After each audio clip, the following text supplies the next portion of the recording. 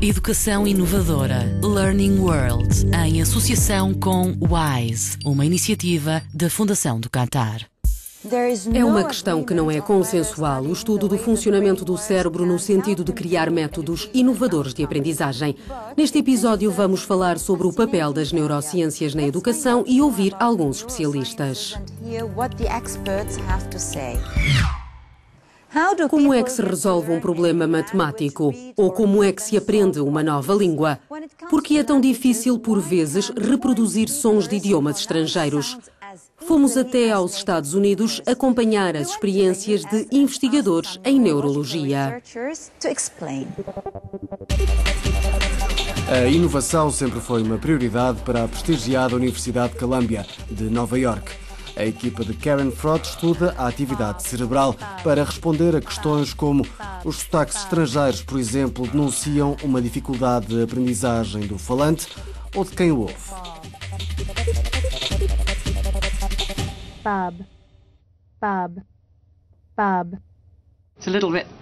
Até para mim é difícil. Estamos a pronunciar as palavras bub e bob. São vogais cujos sons são relevantes no inglês americano. A ideia é comparar o comportamento cerebral perante estes sons entre pessoas de línguas diferentes. O problema não é produzir os sons, é a sua percepção e a forma como o cérebro reage. Alguém sabe que tipo de tarefa pedimos à pessoa para executar só de olhar para as zonas cerebrais ativadas? Esta é a parte da frente do cérebro. Através das zonas de ativação é possível determinar, por exemplo, que letra estava a pessoa a ler. É notável. Entre os alunos de Karen Frott encontramos vários professores do ensino especial. Eu entendia o que se passava com os miúdos, numa perspectiva de alguém de fora. Assistia aos comportamentos que tinham, às interações, mas para mim era muito difícil perceber o que se passava dentro das suas cabeças, compreender a visão de crianças autistas. Se soubermos simplesmente que elas precisam por vezes de mais oxigênio no cérebro, podemos ajudá-las com a respiração e isso ajuda a equilibrar as coisas.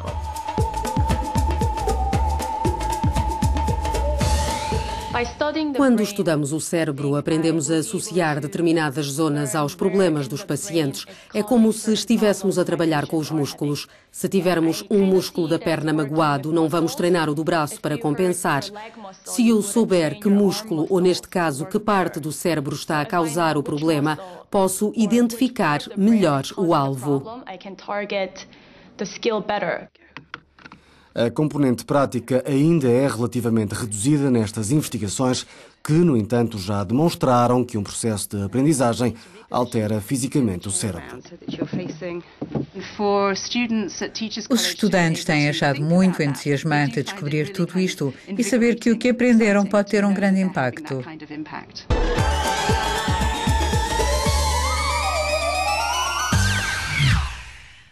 Todos passamos por momentos em que é difícil manter a concentração. Há casos em que é um desafio diário. Vamos falar da perturbação de hiperatividade com déficit de atenção e do que os neurocientistas estão a fazer para ajudar.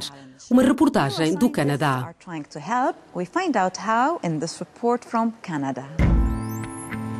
Rosaline tem 10 anos, o irmão Gabriel tem 14.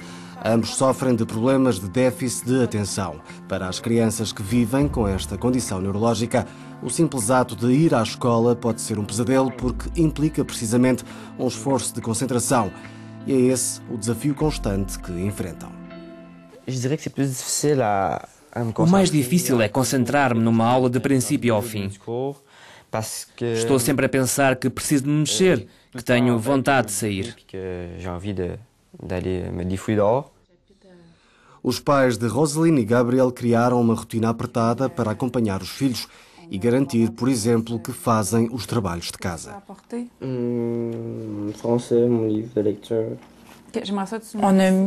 Estabelecemos um horário para os deveres.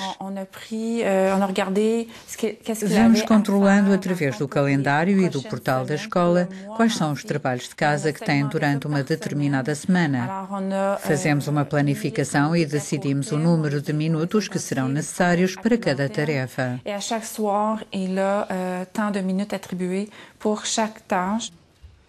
Uma das respostas passa pela definição de estratégias. Os progenitores não estão sozinhos. Há especialistas em neuropsicologia que podem dar uma ajuda muito valiosa.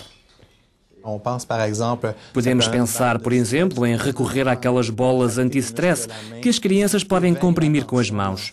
Isso desperta-lhes a atenção. Também existem aqueles elásticos que podemos colocar nos pés das cadeiras e que a criança pode empurrar com as pernas. A atenção é igualmente estimulada aqui. Para um distúrbio que atinge de 5 a 7% das crianças, o uso de medicamentos é controverso. Tanto a Ritalina como outros medicamentos são boas ferramentas quando o problema assim o exige. A questão está em fazer o diagnóstico certo.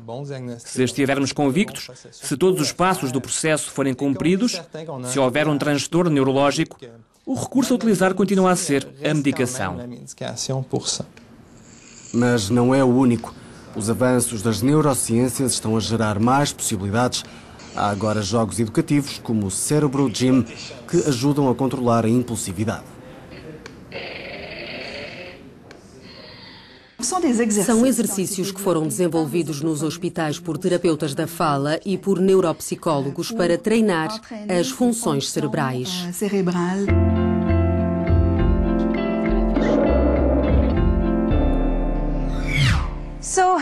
Após estas duas reportagens, se quiser contribuir com a sua opinião sobre esta questão, pode fazê-lo através das nossas páginas nas redes sociais. Mas antes, vamos ainda ouvir o que têm a dizer duas especialistas na matéria. Os laços entre a educação e as neurociências, tema para um amplo debate. Vamos apresentar perspectivas dos dois lados do Atlântico.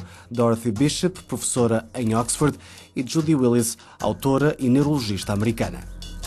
Métodos de ensino mais eficazes. Há um grande movimento que está a tentar integrar as neurociências na educação, mas tenho dúvidas de que haja um campo de aplicação por agora. É muito cedo para implementar as neurociências nas salas de aulas. Estamos a fazer muitas descobertas sobre o desenvolvimento dos cérebros das crianças. É-me difícil compreender como é que se pode passar já à prática educativa.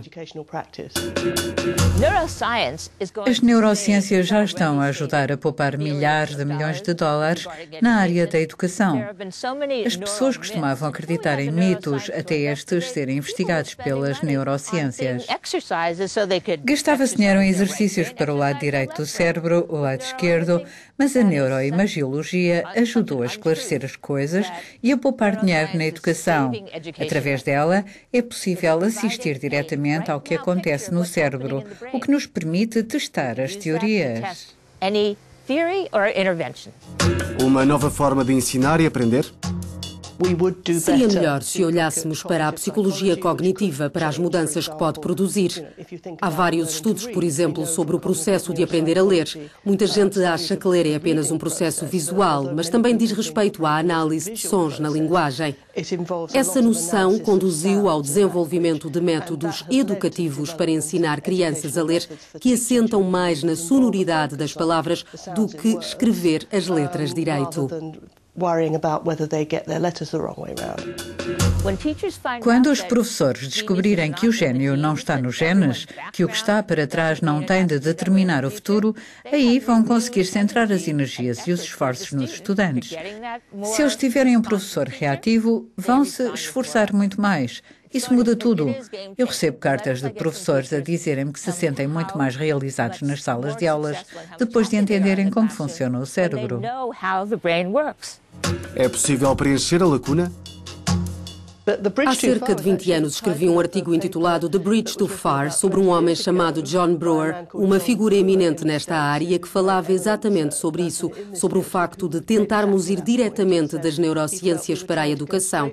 No meio tem de estar a psicologia cognitiva. Ele disse-o há 20 anos, mas é preciso dizê-lo outra vez.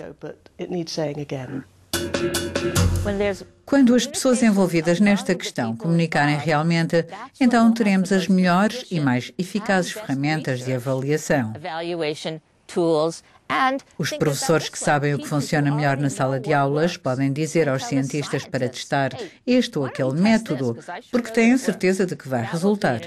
Essa seria uma ponte sólida com 3 vertentes: a neuropsicologia cognitiva, as neurociências e os educadores. Por agora é tudo. Marcamos encontro para a próxima semana.